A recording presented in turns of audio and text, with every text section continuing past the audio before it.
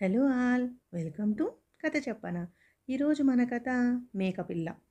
దేవగిరిలో నివసించే సుబ్బయ్య ఒక మేకపిల్లను పెంచుకుంటున్నాడు. దానికి బుజ్జి అని పేరు కూడా పెట్టాడు.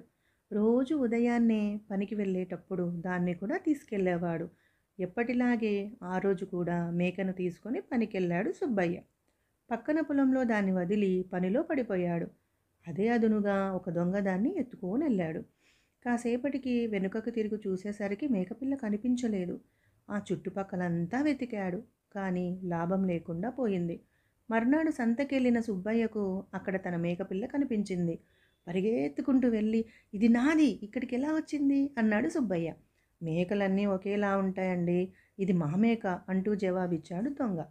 ఇక చేసేదేమీ లేక గ్రామాధికారికి ఫిర్యాదు చేశాడు. ఆయన సంత దగ్గరికి వచ్చి, ఏమయ్యా, ఈ మేక సుబ్బయ్యది అంటున్నాడు, ఇచ్చేయండి అన్నాడు. లేదండి, ఇది నాది, చాలా ప్రేమగా పెంచుతున్నాను అన్నాడు దొంగ. అప్పుడు సుబ్బయ్య గ్రామాధికారి చెవిలో ఏదో చెప్పాడు. ఆ మేకను అక్కడ వదిలిపెట్టి కాస్త దూరంగా వచ్చి నిలబడు అన్నాడు గ్రామాధికారి. ఎందుకలా చెప్పారో తెలియక అలాగేనంటూ దూరంగా వచ్చాడు దొంగ. అతన్ని సుబ్బయ్యని పక్కపక్కనే నిలబెట్టాడు గ్రామాధికారి. ఇద్దరూ మేకను ప్రేమగా పెంచామంటున్నారు కదా, మీరు దాన్ని రోజు ఎలా పిలుస్తారో అలా పిలవండి, అది ఎవరి దగ్గరకు వస్తే వారిదే అన్నాడు గ్రామాధికారి. మేక ఇటురా అని పిలిచాడు దొంగ. మేకపిల్ల అస్సలు కదలేదు. బుజ్జి ఇలారా అని సుబ్బయ్య ప్రేమగా అనగానే పరిగెత్తుకుంటూ వచ్చేసింది. దాంతో అక్కడున్న జనం దొంగకు బాగా దేహశుద్ధి చేశారు. గ్రామాధికారికి కృతజ్ఞతలు చెప్పి మేకను తీసుకెళ్ళాడు సుబ్బయ్య.